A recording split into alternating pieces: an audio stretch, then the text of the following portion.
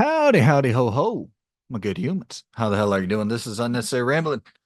I'm Brandon Sylvia. Time to talk some PS5 pickups. It's been a little bit. I have quite the stack here to go over to talk about to share with you all. So I figure, why don't we go ahead and jump right into it? It's been a couple months since I've done one of these, I think. So I have the mountain kind of stacking up over here. A lot of shit that I want to chat about with you all. Let's move these over here to the side and let's get straight into it. Hope y'all are all doing well out there. And yeah, hit me in the comments down below. Let me know any pickups, PS5 pickups that you've added to your collection as of late, especially anything that might have flown a little bit under the radar. Always on the lookout for those titles. This is not one of those titles. Dragon's Dogma 2. Everybody knows that Dragon's Dogma 2 is a fantastic game. Played through it, finished it. Um some of the most fun combat, hands down, that I've experienced in a video game this year. Just, climbing up those giant creatures and standing on top of the dragon as they're flying and sending that damn dagger down into its skull. It's just maxing out those different vocations. And it's a very, very addictive game. It's one of those games, though, that I I have a lot of critiques for. I think there's a lot you can criticize about the open world structure. The story is pretty bare bones, but at the end of the day, sometimes you just want like a video game, and Dragon's Dogma 2, it scratches that itch full stop and kind of allows you to just have some of the most fun gameplay and turn your mind off to the rest of the narrative. And you can't really turn your mind off to the open world structure. Like, that is pretty consistently tedious. But I don't know, sometimes if you're excellent at one thing, if a game is excellent at one thing, I can forgive its shortcomings in other areas. And Dragon's Dogma 2 definitely, it fits that bill for me. I think it's probably I don't know if it's my game of the year. It, I'm in a weird spot with my game of the year for 2024. And if you notice a little bead of sweat right here, I just got finished with my workout, hopped in the shower, but I'm still sweating a bit, perspirant. I'm perspiring. I don't think that's a word. But yeah, I'm still kind of debating on what my game of the year is for 2024. There's a couple things that are really high up there for me, but it's almost like everything that I really love, I also have pretty big complaints about. So yeah. Alone in the Dark. I enjoyed the shit out of this as well. I think that it far exceeded my expectations when I looked at it and I saw just how damn janky it was. I was like, ah, you know, you compare every survival horror anything to Resident Evil, and it's probably not fair when Capcom is the publisher and they're working with, $100 million plus budget on each game. Of course, they're going to be more polished and the combat's going to be better. And, it's more action oriented, but Alone in the Dark's actually pretty damn action oriented as well. It is like you got a dodge mechanic in there. You have a bunch of different melee weapons to cycle between, and they break. So it's kind of that Zelda vibe where you're going and finding different melee weapons to use throughout the game. And it's got a pretty decent enough story. Obviously, some psychological horror elements thrown in there of, is this real? Is it not real? And yeah, David Harbour and damn it, I always do this. I know her name in the game is Emily. And but yeah, got a pretty star-studded cast there for Alone in the Dark, some good acting, and yeah, I enjoyed it a good bit. Once again, probably not game of the year worthy or anything close to that, but I really think, you know, I think it's a solid 7.5, 8 out of 10 game. Like I really enjoyed it. But also I'm willing to put up with a little bit more jank than other people. Like, I like Daymare 1998 and Daymare 1994. I appreciate games of this.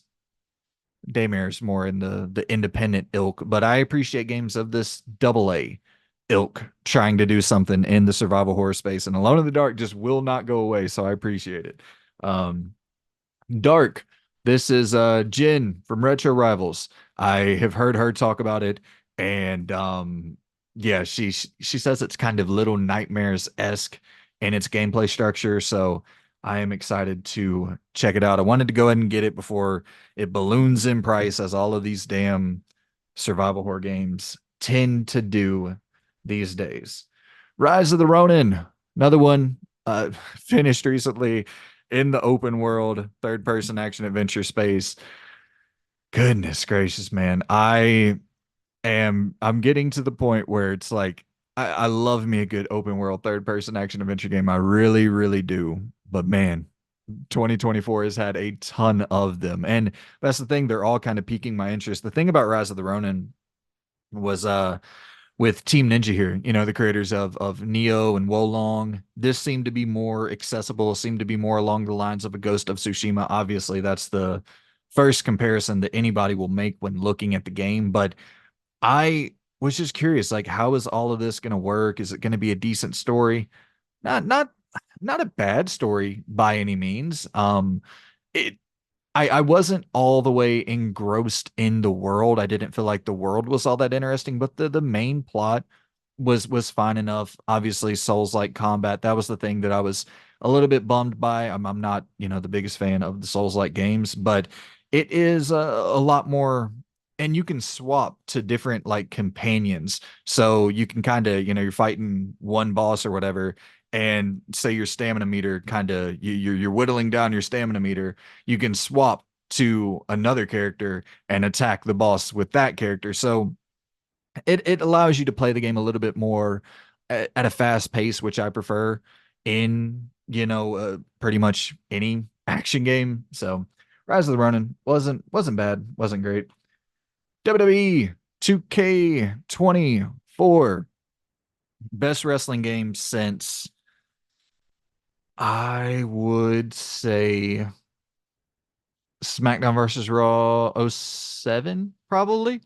I legit think it's up there with some of the greatest wrestling games of all time, some of the greatest WWE games of all time, which are kind of, a lot of the greatest wrestling games of all time. Obviously, you have some of your Fire Pro and WCW, the N64 games, but it's up there. It's one of the best wrestling games ever. The career mode is rock solid. They just keep improving on it, iterating, making small adjustments, making it more, story focused and not as much kind of just.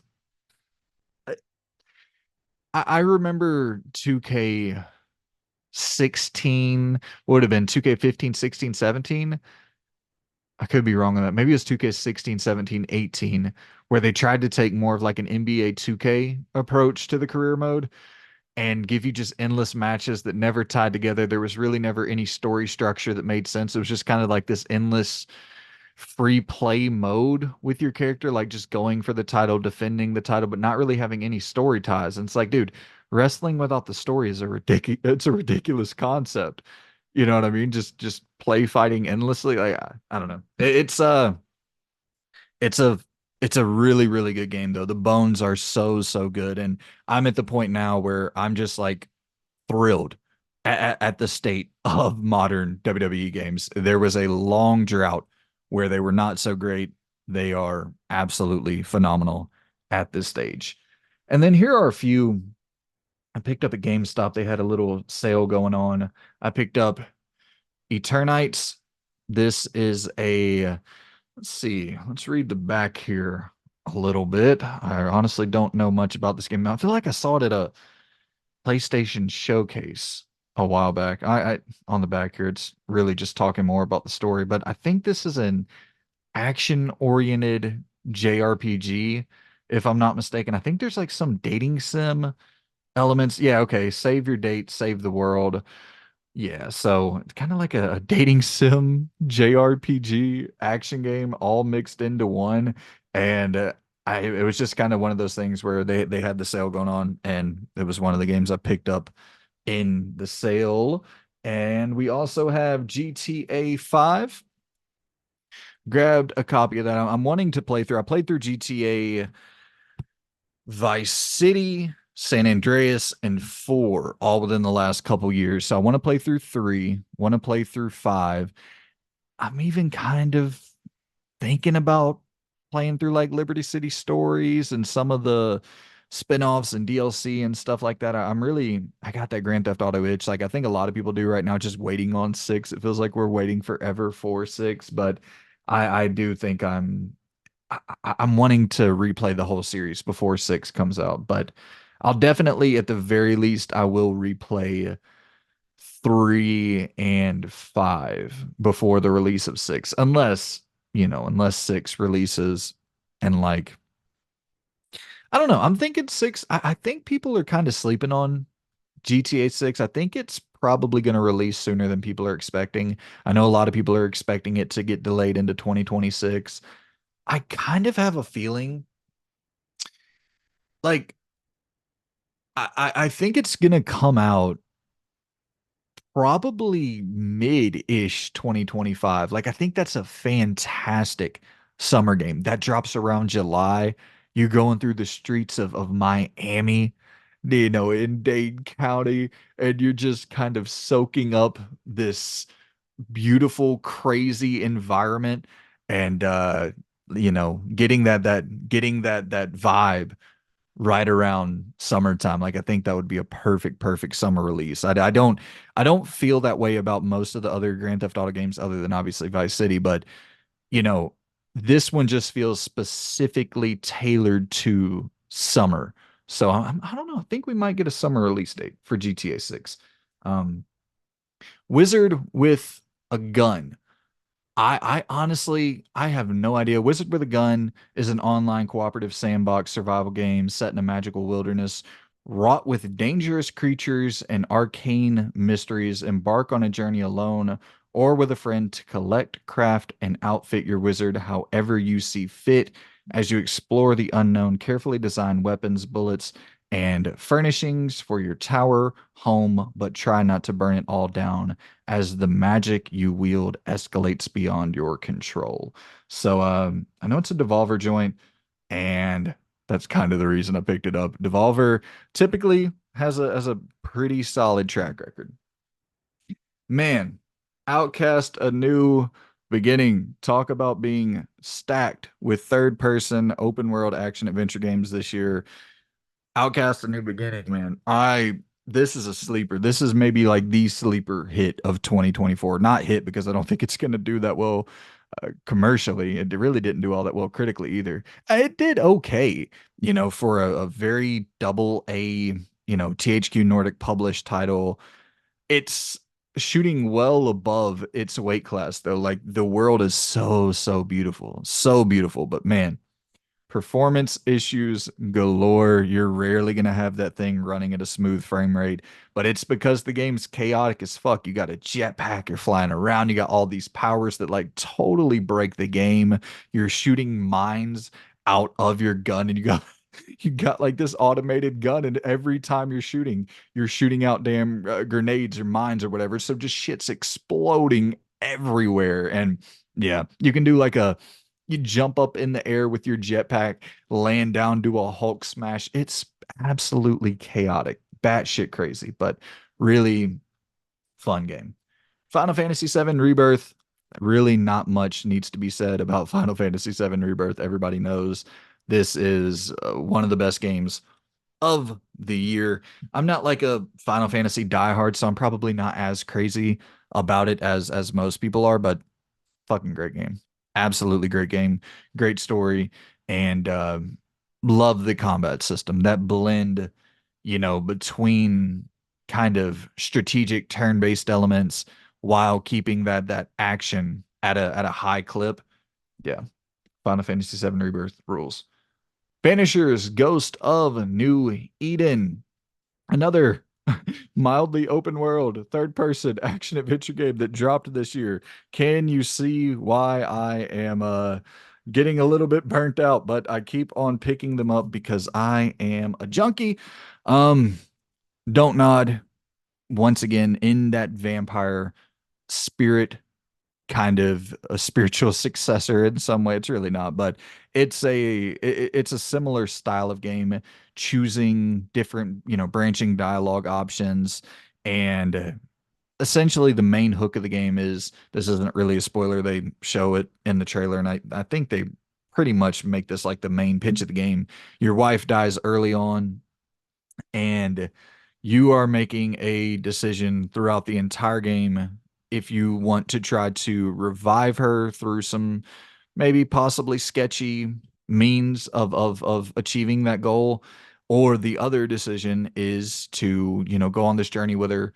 And uh I forget the term. It's not banish. I think banish is what they do to the kind of evil entities out there, but essentially you're releasing her into the afterlife. You're giving her like a peaceful release into the land of the dead. And there's like this there's these spirits who are occupying the land of the dead, even though, or the land of the living, even though they're dead. And so your job as a banisher is to banish them back to the land of the dead. And yeah, it's the combat system is very, very, very, very, very God of War inspired, and it's, a double A game. Attempting that is impressive in and of itself, but the fact that they pull it off is like infinitely more impressive than what I expected from this game. The combat is really, really solid. I mean, I'm not saying it's God of War level, but it's not like that polished, or that it doesn't have that variety on offer with the combat system. Like, you're not swapping between all sorts of different weapons on the fly and shit. Your spear and, your blades of chaos. Like, you're not, throwing an axe and having it come back. Like, it's not that dynamic, but it's a really good combat system, and really good character models at times. Some of the whatever they're doing with the rain technology in this game is really impressive. You'll be talking to a character and it'll be raining, and you'll see like the rain fall from their face onto their clothing, and like it kind of stays there for a second on their clothing. Really impressive. I would imagine definitely not in that $100 million budget range. So what they were able to pull off technically, visually, and narratively is very impressive. Hey, guys, you want to talk about another third person action adventure open world game from 2024? Grandblue Fantasy Relink. This is a huge JRPG franchise in Japan, and this is kind of their first big entry. I know they had a fighting game, but this is their first big entry into like the single player action adventure space. And man, environment wise, like they got some dope ass environments, like some cool castle settings and more forestry locations. And they have like one boss fight that's so sick. It's kind of got a Shadow of the Colossus feel. And everybody uses Shadow of the Colossus as like the description for epic bosses where you climb up them. But I mean, that's kind of, not saying the origin, but it's in large part what a lot of people reference as like that first moment where you're like, oh my God, you're climbing these huge ass creatures. Granblue Fantasy has something like that. And there's some cool environmental destruction you can pull off in combat. And I didn't think the story was good, or great at least, but decent enough. Powered through it, finished it, thought it was pretty solid. Tekken 8. I played through the story mode on this one, and man, production value galore. Just a beautiful, beautiful game. Some of the best cinematics that I have really ever seen in games. And just, you know, in terms of the Street Fighter 6, Mortal Kombat 1, and this, I think that Tekken 8 was my favorite of the recent fighting game releases. So I'll be keeping track of the Tekken franchise moving forward, and I'll probably be checking out Tekken 9 in the next 7, 8 years whenever that releases. Pacific Drive. This is one I just recently picked up. I I played it for a couple hours. I wasn't really feeling it. And I don't know, once again, I really don't know if it's just the fact that like I don't want to really do much roaming around and scavenging and looting, and like I'm not in the mood for that per se right now. I need a little bit of a break. I literally just picked this game up. So I I don't know. I might go back to it, but it just kind of felt tedious. Like I was roaming around a lot and looking for different parts to create this other part. And I'm like, okay, I get you want to really lean into the survival mechanics and you really want to lean into this almost simulation feel, which is really cool in some parts. Like I love the idea of you actually have to care for your car. You actually have to turn the key. You actually have to put it in reverse and put it in drive and turn on the windshield wipers. And some of that is just like so immersive. But the survival elements, I'm just like, fuck. If I could just drive this car and you throw the hazards at me and I have to avoid them and it's like a super uh you know difficult to maneuver, like it's really difficult to manage this car and to drive this car properly, and that's kind of the loop of trying to figure that out. I think I could have really got into it, but I just don't want to do a whole bunch of running around and crafting and uh the survival elements. But it could just be the headspace that I'm in currently. Definitely some fatigue of just the roaming nature of games right now. I'm really wanting some, which I don't know what I'm hoping for, because thinking about, like the big games left to come out in 2024, pretty much all of them are in that same vein, very, very open, roamy sort of action adventure titles. Like I'm literally trying to think to myself if there's a single release coming out soon. Oh, actually, hopefully, Hellblade. Hellblade releasing next month, which was a nice tight, 6 hours when I played through the first one. Didn't love the first one, but it was still linear and even though the puzzles were brutally annoying, hopefully some of that'll be cleaned up with the sequel. But those are the PS5 titles, and I got a couple PS4 games as well. My homie Loon, who I do the podcast with, he talks about Pathfinder, Wrath of the Righteous, and says it's like one of his favorite games of all time. So I definitely will be checking that out. And check out the pod, man. It's for anybody who wants like real good deep dive discussions about gaming and reviewing games and talking about the news. Like it, I listen to a ton of podcasts. I'm not trying to say that we got the best podcast on the block. There's a lot of great gaming podcasts, but I think it's good. I think it's legit good. Loon has been following the industry for years, and he plays games like an absolute maniac. Um, real in-depth knowledge of gaming. And so yeah, if you're looking for that, and much more of a like a legit hardcore gamer than I am, finishing the Souls games and all of that shit. So if you're looking for deep dive conversations about gaming, check out the pod. It's really fucking good, man. And you guys know I'm not one to gas up my own shit, but I really do think that's a fucking great podcast. And then we have the Banner Saga trilogy. I am assuming that is this out of focus? There we go. I'm assuming that we will get the next game from this team. Stoic, right? I believe it's Stoic. Um, I think we'll get the I'm blanking. Why isn't it hitting me? Holy shit, what is the name of their next game? It's exclusive to Xbox. Let's work backwards here and try to figure out this name. It popped up at the showcase last year. It was supposed to come out in 2024. The name is why is it Towerborn? Towerborn. The yeah, Towerborn. I believe that we will see something about Towerborn at this upcoming showcase. And I kind of want to play through the Banner Saga because like people talk about these games as like god tier in terms of, kind of making decisions and shit like that.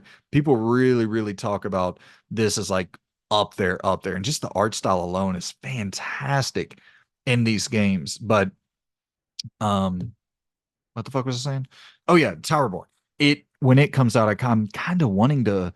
I don't think I'll be able to play through this beforehand, but maybe if I really vibe with Towerborn heavily, I'll jump into Banner Saga just as kind of like a way to, I don't know, check out more of what this team is working with. I'm always on the lookout for teams that are like on the bubble. You know what I mean? Teams that are I think of Flying Wild Hog in that camp, or Tarsier, a couple other studios that come to mind, and just in terms of developers that are like putting out excellent content, but are somewhere on the lesser known scale.